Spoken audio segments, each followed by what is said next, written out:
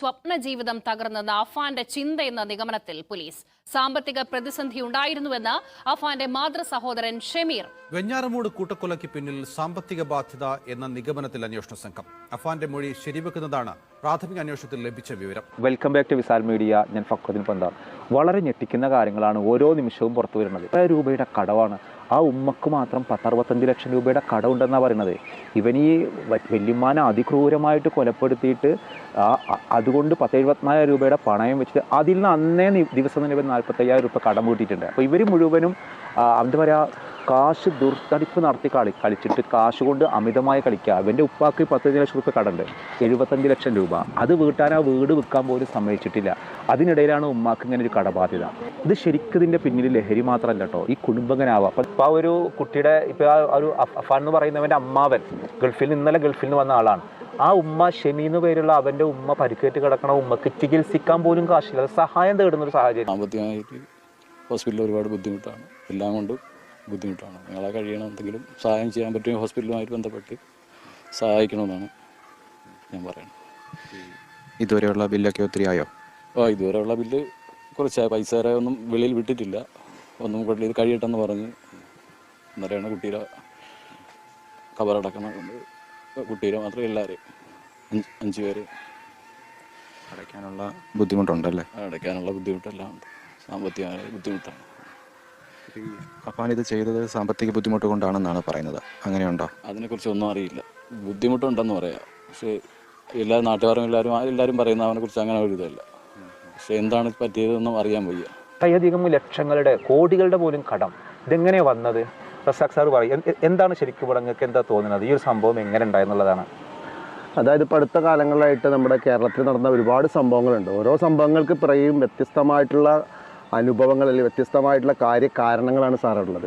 അപ്പോൾ ഈ ഒരു വിഷയത്തിൽ നമ്മൾ മനസ്സിലാക്കേണ്ടത്, അല്ലെങ്കിൽ നമ്മൾ ക്ലിനിക്കിൽ വരുന്ന ഒരുപാട് കേസുകൾ വെച്ച് നോക്കുമ്പോൾ ഇപ്പോഴത്തെ കുട്ടികൾക്ക് എന്നല്ല, കുട്ടികൾക്കും മുതിർന്നവർക്കും ഒരു കാര്യത്തെ വെയിറ്റ് ചെയ്തിരിക്കാൻ, ക്ഷമയോടുകൂടി കാത്തിരിക്കാനുള്ള ആ ഒരു എന്താ പറയുക, ഒരു മനസ്സില്ല എന്നുള്ളതാണ്. എന്താഗ്രഹിച്ചാലും അത് പെട്ടെന്ന്. കാരണം എന്ന് വെച്ചാൽ ഇന്നത്തെ ഒരു ലൈഫ് സ്റ്റൈലിൽ ഇപ്പോൾ നമ്മൾ എന്തെങ്കിലുമൊക്കെ മുന്നൊക്കെ ഒരു സിനിമ കാണണമെങ്കിൽ നമ്മൾ സിനിമ ടാക്കീസിൽ പോയിട്ട് കാണണം. ഇന്ന് മൊബൈൽ എടുക്കുക, തോണ്ട, ഇത് കാണുക.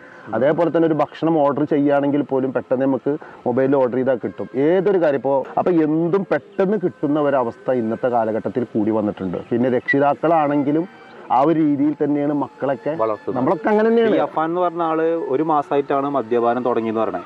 ഒരു ഇത്രയും പക ഉണ്ടാവുക, ആ ഉമ്മാനെ ഇങ്ങനെ ചെയ്യുക. ഉമ്മ കാശായിട്ട് വിചാരിക്കാം, വല്യമ്മ സ്വർണ്ണമാല തരാത്തതിന്, ലത്തീഫ എന്ന് പറഞ്ഞ മൂത്താപ്പാനമായി ചെയ്തത് കല്യാണത്തിന് സമ്മതിക്കാത്തതിന്, ആ അനിയൻ എന്തിന്റെ പേരിലാണ്? അതായത് ആ ഒരു 10-14 വയസ്സുള്ള ഇവൻ അത്രയും പൊന്നുപോലെ നോക്കണോനെ പോലും അതിക്രൂരമായിട്ട് ചെയ്യാനുള്ള ഒരു മനസ്ഥിതി. ഇവർ അത്രയും ലക്ഷങ്ങളെ കടം വെട്ടിക്കാണ്. ഇവർക്ക് പുറത്തിറങ്ങാൻ പറ്റണില്ല. അത്രയും കടങ്ങൾ ഉണ്ടാക്കിയിട്ട് ഇനി എങ്ങനെ ജീവിക്കാം? അപ്പോൾ ആ ജീവിക്കാൻ വേണ്ടി ഒരു ഉദ്ദേശ പ്ലാൻ എന്താണ്? കൂട്ടാത്മഹത്യ. അതിന് ആരൊക്കെ സമ്മതിക്കാതിരുന്നു. അപ്പോൾ എൻ്റെ പ്ലാൻ എല്ലാവരും കൊല്ലുക. എന്നിട്ടൊരു കുറ്റബോധം എനിക്കില്ലോ, സുഖമായിട്ട് കിടന്നുറങ്ങണേ, ഭക്ഷണം കഴിക്കണം. ഇപ്പോഴും ആള് ഹോസ്പിറ്റലിലാണ്. അതായത് വളർന്നു വരുന്നതിനനുസരിച്ചിട്ടുള്ളൊരു പക്വത ഇന്നത്തെ മക്കൾക്ക് കിട്ടണം. എന്തും പൊടുന്നനെ നേടിയെടുക്കണം. പിന്നെ മക്കളുടെ ആഡംബരത്തിനോടുള്ള ഒരു ആർത്തി ഉണ്ടല്ലോ, അതിൽ കാര്യകാരണങ്ങൾ വീട്ടുകാരുണ്ട്. അതായത് മുന്നൊക്കെ രക്ഷിതാക്കൾ പറയും, മക്കളെ നമ്മുടെ ഒരു അവസ്ഥ കണ്ടിട്ട്, അല്ലെങ്കിൽ മോനെ ഉപ്പാടെ അവസ്ഥ എങ്ങനെയാണ്, ഉമ്മാടെ അവസ്ഥ എങ്ങനെയെന്നൊക്കെ പറഞ്ഞ് മനസ്സിലാക്കി കൊടുക്കും. അപ്പോൾ അതിൽ നിന്ന് കുറെ മോട്ടിവേഷൻ ക്ലാസ്സുകളുണ്ട്. നമ്മൾ വളർന്നതും മക്കളെ ബോധ്യപ്പെടുത്തിയിട്ട് ഇടങ്ങറാക്കേണ്ട ആവശ്യമില്ല.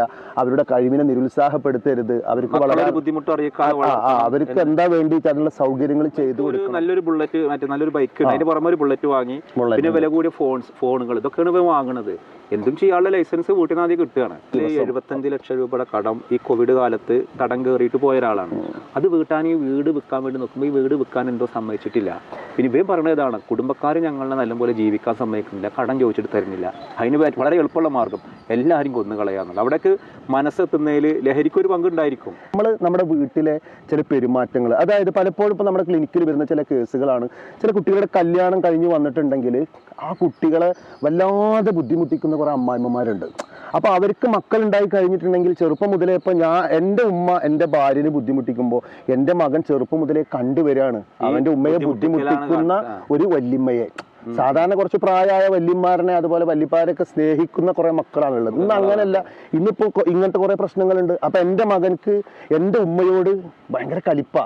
അപ്പൊ ആ ഒരു ബഹുമാനം നഷ്ടപ്പെടുകയാണ്. അതൊക്കെ ഇന്നത്തെ കുടുംബ സാഹചര്യത്തിൽ ഇതുപോലുള്ള പൊടുന്നനെയുള്ള കൊലപാതകങ്ങൾ നടത്തുവാനും എന്ത് തീരുമാനങ്ങൾ എടുക്കാനും പ്രാപ്തരാക്കുന്നുണ്ട്. അതായത് മുന്നൊക്കെ നമ്മുടെ കുടുംബങ്ങളിൽ അതേപോലെ തന്നെ നാട്ടിലൊക്കെ കാരണവന്മാരുണ്ടായിരുന്നു. കുടുംബങ്ങളിൽ ഇതുപോലെ തന്നെ തലയെടുപ്പുള്ള പ്രായമുള്ള ആളുകളുണ്ടായിരുന്നു, കുറച്ച് പക്വതയുള്ള ആളുകൾ.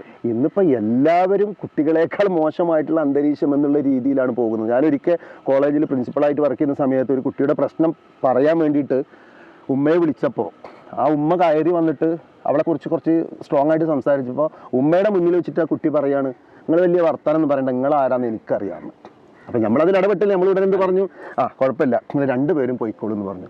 ഇതാണ് ഇന്നത്തെ സാഹചര്യം. നല്ല ഉമ്മ ആവണില്ല, അപ്പോഴേ നല്ല മക്കൾ എല്ലാവരും എടുത്തോണ്ട്. പിന്നെ മറ്റൊരു വിപത്ത് എന്ന് പറഞ്ഞിട്ടുണ്ടെങ്കിൽ എല്ലാവരും പറയുന്ന ഒരു കാര്യമാണ്, മാതാപിതാക്കളാണ് മക്കളെ റോൾ മോഡൽ എന്നുള്ളത്. അത് കുറേയൊക്കെ ശരിയായിരിക്കാം. പക്ഷെ ഇന്ന് ഇപ്പോൾ നന്നായിട്ട് നല്ല രീതിയിൽ ജീവിക്കുന്ന മാതാപിതാക്കളുണ്ട്, പക്ഷെ അവരുടെ മക്കൾ വളരെ റോങ് ആയിട്ട് ജീവിക്കുന്നുണ്ട്. അതിനുള്ളൊരു കാരണം എന്ന് പറഞ്ഞാൽ ഈ മൊബൈലിൽ കാണുന്ന റീൽസ്, അതായത് ഇപ്പം ലോകത്ത് എവിടെ നടക്കുന്ന വേഷങ്ങളും അവിടുത്തെ ഭക്ഷണം വസ്ത്രധാരണ സംസ്കാരം എല്ലാ കൾച്ചറും മക്കൾ ഇങ്ങനെ കണ്ടുകൊണ്ടിരിക്കുകയാണ്. ഓരോ മിനിറ്റിന്റെ അപ്പൊ അത് അവരുടെ ബ്രെയിനിൽ നിന്ന് പോണില്ല. അപ്പൊ അത് അവരുടെ കൂട്ടുകാരികൾ ഒരു പക്ഷെ ആ വേഷത്തിലും അല്ലെങ്കിൽ ആ ഒരു രീതിയിലുള്ള പിന്നെ എന്താ പറയാ ബ്യൂട്ടിയൊക്കെ ആക്കി നടക്കുന്നത് കാണുമ്പോൾ നമ്മുടെ മകള് ആ രീതിയിൽ നടക്കുമ്പോൾ നമ്മൾ ഉപദേശിക്കുമ്പോൾ നമ്മളോട് ചൂടാവാണ്. ഉപ്പാക്ക് നേരം വെളുത്തിട്ടില്ല, ഉമ്മാൾക്ക് നേരം വെളുത്തിട്ടില്ല, എൻ്റെ കൂട്ടുകാർക്ക് അങ്ങനെ നടക്കുന്നുണ്ടല്ലോ, അവരുടെ ഉമ്മാക്ക് ഒരു കുഴപ്പമില്ലെന്ന്. അപ്പൊ ചുരുക്കി പറഞ്ഞാൽ റോൾ മോഡൽ ആക്കുന്നത് കുട്ടികൾ, റീൽസ് താരങ്ങളെ, അതുപോലെ തന്നെ ഷോർട്സിലുള്ള ആളുകളൊക്കെയാണ്. അപ്പോൾ നമ്മൾ മനഃശാസ്ത്രം പറയുന്ന ഒരു കാര്യമുണ്ട്, മാതാപിതാക്കൾക്ക് പരസ്പരം, അതായത് ഭാര്യ ഭർത്താക്കന്മാർക്ക് പരസ്പരം ബഹുമാനം ഇല്ല എങ്കിൽ മക്കളതിലുണ്ടെങ്കിൽ ആ മക്കളെ സംബന്ധിച്ചിടത്തോളം ഞാൻ എൻ്റെ ഭാര്യ അവരുടെ വാപ്പിമ്മയാണ്. അപ്പോൾ മാതാപിതാക്കൾ പരസ്പരം സ്നേഹത്തിലും ബഹുമാനത്തിലും ജീവിക്കാത്തൊരു കുടുംബമാണെങ്കിൽ അവിടെയുള്ള മക്കൾ എന്താണെങ്കിലും ഭയങ്കര പ്രശ്നക്കാരായിരിക്കും. പെൺകുട്ടികളെ സംബന്ധിച്ചിടത്തോളം അത് നമ്മളെപ്പോഴും പ്രേക്ഷകർ മനസ്സിലാക്കേണ്ട ഒരു കാര്യമുണ്ട് കേട്ടോ. വിസാൽ മീഡിയ കാണുന്ന എല്ലാവരും മനസ്സിലാക്കുക, നമ്മളൊരു പക്ഷേ ഫാമിലി ലൈഫിൽ ചെറിയ ചെറിയ പ്രശ്നങ്ങൾക്ക് വേണ്ടിയിട്ട് അങ്ങോട്ടും ഇങ്ങോട്ടും മക്കളെ മുമ്പിൽ നിന്നൊക്കെ ഭയങ്കര പ്രശ്നം ഉണ്ടാക്കും. അതിൻ്റെ ഏറ്റവും ഭയങ്കര വിറ്റ എന്താണെന്നറിയോ, സ്വന്തം ഭാര്യയുടെ തോളിൽ ഇങ്ങനെ കൈയിട്ടിരിക്കുക അല്ലെങ്കിൽ തലയിൽ നിന്ന് തല മടിയിൽ വെച്ച് കിടക്കുന്ന സമയത്ത് മക്കളും ഇങ്ങോട്ട് ഓടി വന്നാൽ പെട്ടെന്ന് പറഞ്ഞ് വേജാറോടെ അങ്ങോട്ട് തട്ടി മാറ്റും. ഇതെന്തോ ഒരു വലിയ കച്ചറ മോശം ചെയ്യുന്ന പോലെ. എന്നാലോ വീട്ടിൽ ഭാര്യയും ഭർത്താവും കൂടി പച്ചത്തെറി അങ്ങോട്ടും ഇങ്ങോട്ടും പറഞ്ഞിട്ട് ചീത്ത പറയുന്നത് നമ്മുടെ മക്കൾ കണ്ട ഒരു കുഴപ്പമില്ല. ശരിക്കും നമ്മൾ അത് ശരിക്കും നമ്മളൊക്കെ ശ്രദ്ധിക്കേണ്ട ഒരു കാര്യമാണ്. കുറച്ചെങ്കിലും നമ്മുടെ മക്കളുടെ മുമ്പിൽ ചിരിയും കളിയും തമാശയും അല്ലെങ്കിൽ എന്താണ് പിന്നെ ഉമ്മയുടെ മടിയിൽ കുറച്ചൊരു ബാപ്പ തല വെച്ച് കിടക്കുന്നതോ അല്ലെങ്കിൽ തോളിൽ കൈയിട്ടിരിക്കുന്നതോ അത് വലിയ പ്രശ്നമുള്ള കാര്യമൊന്നുമല്ല. പക്ഷെ അങ്ങനെയുള്ള സ്നേഹപ്രകടനങ്ങൾ നമ്മുടെ മക്കൾ കാണില്ല, ഈ തല്ലും പ്രശ്നങ്ങളെ കാണുക. അപ്പോൾ ഇതൊരു പാടാണ്. അഫാൻ എന്നുള്ളത് നമ്മുടെ മലയാളികൾക്ക് ഒരു പാടാണ്. ഇപ്പൊ ഒന്ന് വിസാൽ മെഡിക്കിന്റെ സുഹൃത്താണ് അബ്ദുൾ റസാഖ്. അദ്ദേഹം പാലക്കാട് ജില്ലയിലെ പടിഞ്ഞാറങ്ങാടിയിലാണ് അദ്ദേഹത്തിന്റെ സ്വദേശം. അദ്ദേഹം ജോലി ചെയ്യുന്നത് മലപ്പുറം ജില്ലയിലെ എരമംഗലത്തുള്ള ഒരു ക്ലിനിക്കിലാണ്. അദ്ദേഹം ഒരു മോട്ടിവേറ്ററാണ്, അതേപോലെ അക്യുപഞ്ചറിസ്റ്റാണ്, പിന്നെ നല്ലൊരു കൗൺസിലറാണ്. അപ്പോൾ ഇന്ന് നമുക്ക് അതിഥിയായിട്ടാണ് അദ്ദേഹം വന്നത്. ഞങ്ങൾ കോഴിക്കോടുള്ള ഒരു യാത്രയിലായിരുന്നു. അപ്പോൾ എനിക്ക് തോന്നി ഇന്ന് കുറച്ച് കാര്യങ്ങൾ പറയാൻ, എന്നെക്കാളും കൂടുതൽ എക്സ്പീരിയൻസ് ഉള്ള പറയാൻ കഴിയുന്ന ഒരാൾ വിസാൽ മീഡിയക്ക് വേണ്ടി ഈ ഒരു ഇൻസിഡൻറ്റ് ഒന്ന് എക്സ്പ്ലെയിൻ ചെയ്യണം, അല്ലെങ്കിൽ ഒന്ന് അനലൈസ് ചെയ്യണം എന്നുള്ളത്. ക്ലിനിക്കിൽ വരുന്ന ഒരുപാട് കുട്ടികളുടെ കൗൺസിലിംഗ് കേസ് ഉണ്ട്. അതിൽ ഏറ്റവും കൂടുതൽ കുട്ടികൾ പറയുന്നൊരു കാര്യമാണ്, ഞങ്ങളുടെ പ്രായം അറിയാതെ, അതായത് ഞങ്ങൾ +2 ഡിഗ്രിക്കൊക്കെ പഠിക്കുന്നത്, പക്ഷെ എപ്പോഴും ചെറിയ കുട്ടീനെ പോലെ പിന്നാലെ നടന്നിട്ട് ഉമ്മ ഭക്ഷണം കഴിച്ചോ കുളിച്ചോ എന്ന് ചോദിച്ച് ശല്യം ചെയ്യുകയാണ്. അതുകൊണ്ട് ഞങ്ങൾക്ക് വെറുപ്പാണ് പലപ്പോഴും എന്നുള്ളത്. എൻ്റെ പ്രിയപ്പെട്ട രക്ഷിതാക്കൾ മനസ്സിലാക്കേണ്ട ഒരു കാര്യമാണ്, അവരൊരുപാട് വളർന്നാലും നമ്മുടെ മനസ്സിൽ നിന്ന് ആ കുട്ടി എന്നുള്ളൊരവസ്ഥ മാറിയിട്ടില്ലെങ്കിൽ അവർ നന്നാവില്ല ചെയ്യുക, കേടുവരാണ് ചെയ്യുക. എപ്പോഴും ഭക്ഷണം കഴിക്കാൻ വേണ്ടി പിന്നാലെ നടക്കുക, കുളിക്കാൻ വേണ്ടി പ്രേരിപ്പിക്കുക. സ്കൂളിൽ നിന്നോ കോളേജിൽ നിന്നോ വന്നിട്ടുണ്ടെങ്കിൽ പുസ്തകം പോലെ കുട്ടികൾ എടുത്തേക്കാതെ നമ്മുടെ കൈയോട് എടുത്ത് വെക്കുക. അതേപോലെ തന്നെ സ്കൂളിലേക്കുള്ള ഭക്ഷണം ആക്കി കൊടുക്കുക. ഒരു നിശ്ചിത പ്രായമൊക്കെ ആയി കഴിഞ്ഞാൽ അല്ലെങ്കിൽ വളർന്നു കഴിഞ്ഞിട്ടുണ്ടെങ്കിൽ കുറച്ച് ഉത്തരവാദിത്വ ബോധങ്ങളൊക്കെ അവരെ ഏൽപ്പിച്ചിട്ടില്ല എങ്കിൽ നമ്മൾ അവരെ സ്നേഹിക്കുകയല്ല ചെയ്യുന്നത്, അവരുടെ ജീവിതം നശിപ്പിക്കുകയാണ് ചെയ്യുന്നത്. പ്രത്യേകിച്ചിട്ട് പെൺകുട്ടികളാണെങ്കിൽ നാളെ അവർ മറ്റൊരു ലൈഫിലേക്ക് പോയി കഴിഞ്ഞാൽ ആ കുടുംബത്തിലൊരു ഉത്തരവാദിത്വ ബോധത്തോടു കൂടി അവർ ജീവിക്കില്ല. ഫലത്തിൽ ആ വീട്ടുകാർ കുറ്റം പറഞ്ഞിട്ട് മകളെ ഒന്നും പഠിപ്പിച്ചില്ല. അപ്പോൾ ചില സമയത്ത് കല്യാണം കഴിഞ്ഞാൽ ചില അമ്മമാർ ചെന്ന് പറയാതെ എൻ്റെ മോൾക്ക് ഒന്നും അറിയില്ലട്ടാ, നിങ്ങൾ എന്തെങ്കിലും പറഞ്ഞു കൊടുക്കണം. അപ്പോൾ നമ്മളെന്താ അവിടെ പിന്നെ കാറ്ററിംഗ് കോളേജിലേക്കല്ലേ കെട്ടിച്ചിട്ടുള്ളത്, അപ്പോൾ അതൊക്കെ ഒന്ന് പറഞ്ഞു കൊടുക്കുക. അതിനപ്പുറം ഈ ആൺകുട്ടികളെ ഇങ്ങനെ ഒരു പിന്നെ കളിപ്പാട്ടം പോലെ ഇങ്ങനെ വീട്ടിൽ ഒതുങ്ങിയിരിക്കുന്ന ആൺകുട്ടികളാണ് നല്ലത്, പുറത്ത് പോയിരുന്നൊക്കെ പറഞ്ഞ് നിർബന്ധിച്ചിട്ട് ഇരുത്തിയിട്ട് ആ കുട്ടികളൊക്കെ വളരെ പ്രശ്നക്കാരായിരിക്കും. കുറച്ചൊക്കെ പുറത്തിറങ്ങണം. അതേപോലെ തന്നെ അവരുടെ ജീവിതത്തിൽ അവർ കുറച്ച് ഉത്തരവാദിത്വ ബോധം കൊടുക്കണം. അതില്ല എങ്കിൽ ഭാവിയിൽ നല്ല പഠിക്കും, ഒരു പക്ഷേ നന്നായി പഠിക്കും, പക്ഷെ ആ കുട്ടി സമൂഹത്തിനോ കുടുംബത്തിനൊന്നും ഉപകാരം ഉണ്ടാവില്ല. പഠിച്ച് വലുതായി കഴിഞ്ഞാൽ അവനൊരു കല്യാണം കഴിഞ്ഞിട്ട് വിദേശത്തൊക്കെ പോയിട്ട് സുഖമായിട്ട് ജീവിക്കും ഭാര്യനായിട്ട്. എന്തെങ്കിലും ഒരു ആവശ്യത്തിന് അറ്റ്ലീസ്റ്റ് സ്വന്തം ഉമ്മ മരിച്ചാൽ പോലും വിളിച്ച് പറഞ്ഞിട്ടുണ്ടെങ്കിൽ ചില മക്കൾ പറയാറുണ്ട്, അതും അറിയതോളും കുഴപ്പമില്ല, ഞാൻ എൻ്റെ ഫ്രീ ടൈമിൽ വരാമെന്നുള്ളത്. അപ്പം അതെന്തുകൊണ്ടാണ് അങ്ങനെ സംഭവിക്കുന്നതെന്ന് വെച്ചിട്ടുണ്ടെങ്കിൽ ഒരുപാട് സ്നേഹം കൊടുക്കാതെ വലിയ വിദ്യാഭ്യാസം, വലിയ സ്ഥാനമാനങ്ങൾ, ആവശ്യപ്പെട്ടതൊക്കെ ചെയ്തു കൊടുക്കുക എന്നുള്ളതല്ല. കൂട്ടുകുടുംബങ്ങളിൽ നിന്നുകൊണ്ട് പരസ്പര സ്നേഹം, വിട്ടുവീഴ്ച, ഐക്യം, പ്രശ്നങ്ങൾ വരുമ്പോൾ ആ പ്രശ്നങ്ങളെ പരിഹരിക്കാനുള്ളൊരു ത്രാണി, ഇതൊക്കെ നമ്മളിൽ നിന്ന് മക്കൾ കണ്ടുപഠിക്കണം. രക്ഷിതാക്കളും വന്ന് പറയുന്ന ചില കേസുകൾ കേട്ടാൽ നമുക്ക് തന്നെ അത്ഭുതം തോന്നും. ഈ മക്കൾക്ക് വേണ്ടി എന്തിനാണ് ഇത്രേ ടെൻഷൻ അടിക്കുന്നുള്ളത്? മക്കളെ എന്ന് വിചാരിച്ച് ടെൻഷൻ അടിച്ച് ജീവിക്കുന്ന ഒരുപാട് രക്ഷിതാക്കൾ. അതിനൊന്നും കാര്യമൊന്നുമില്ല. കുറച്ച് റിലാക്സ് ചെയ്യുക, ഫ്രീ ആവുക, കുറച്ചൊക്കെ നമ്മൾ അവർക്ക് കുറച്ച് ഉത്തരവാദിത്വ ബോധങ്ങൾ കൊടുക്കുക എന്നുള്ളതാണ്. അതില്ല എങ്കിൽ ഇതുപോലെ ചെറിയ പ്രശ്നങ്ങൾ, ചെറിയ സാമ്പത്തിക പ്രശ്നം വരുമ്പോൾ അല്ലെങ്കിൽ എന്തെങ്കിലും ആവശ്യം വരുമ്പോൾ ഒക്കെ വലിയ ക്രൂരമായ കടുത്ത രീതിയിലുള്ള അക്രമങ്ങൾ അഴിച്ചുവിടാൻ ആർക്കും ഒരു മടി ഉണ്ടാവില്ല. സാർ, ഈ ഒരു ക്ലാസ് നിങ്ങൾ ഇഷ്ടപ്പെട്ട ആളുകൾ നിങ്ങൾ അതിൻ്റെ കമൻറ്റ് ചെയ്യണം, അഭിപ്രായങ്ങൾ കമൻറ്റ് ചെയ്യണം. മറ്റൊരു ദിവസം മറ്റൊരു വീഡിയോയുമായി വീണ്ടും കാണാം.